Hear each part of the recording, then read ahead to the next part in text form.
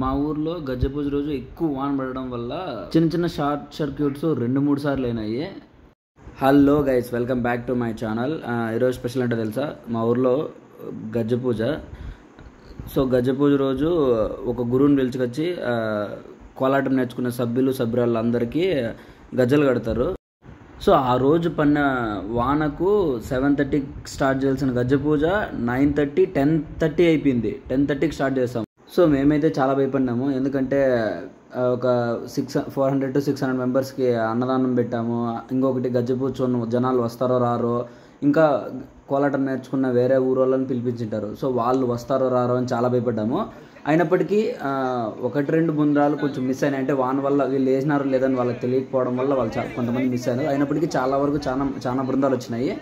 So మంచిగా జరిగింది. నేనైతే ఇంతవరకు ఒక్కసారి కూడా గజ్జ కట్టినలా. ఇదే ఫస్ట్ టైం కోలాటం నేర్చుకోవడం వల్ల, ఫస్ట్ టైం నా జీవితంలో ఒకసారి గజ్జలు కట్టుకుంటాను. కోలాటం స్టార్ట్ చేస్తారనగా మా ఊరోళ్ళు ఫుల్ నర్వస్లో ఉన్నారు, కొంతమంది ఫుల్ జాయ్లో ఉన్నారు.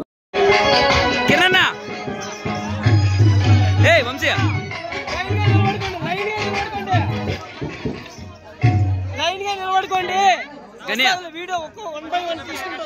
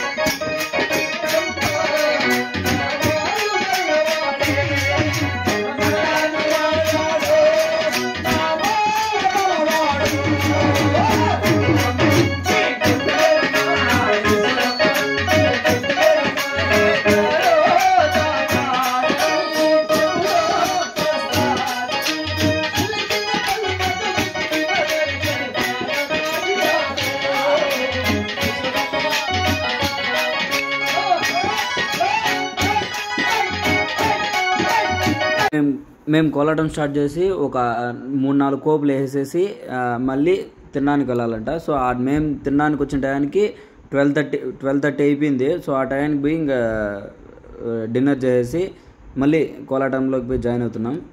కుసించిపోయింది. Hi friends.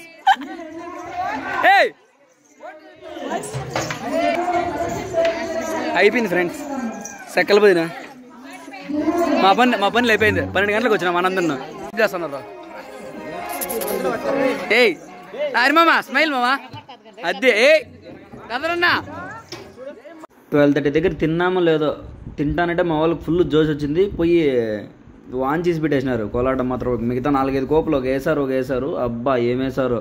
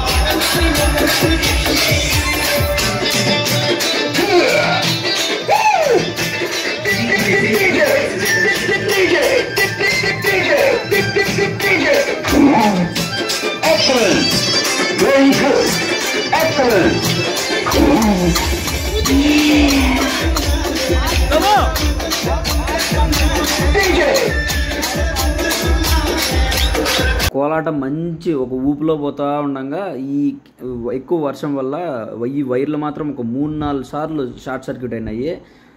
ఎంతమంది బలవైపడ్డారు. అయినా కూడా అట్లా ఇట్లా అని చెప్పి మళ్ళీ గుంజలు నాటి వైర్లు పైన లాక్కున్నాం, కింద భూమికి తగలకుండా. మా వాళ్ళ వైర్లు రెడీ చేస్తా అంటే ఈడ మా అన్న యూత్ లీడర్ మాత్రం మంచి ఫామ్లోకి వచ్చి మంచి ఒక 2-3 రాగాలు అందుకున్నాడు. అబ్బాబ్బాబ్బాబ్బా అందుకున్నాడు. ఏమందుకున్నాడు తెలుసా మా అన్న?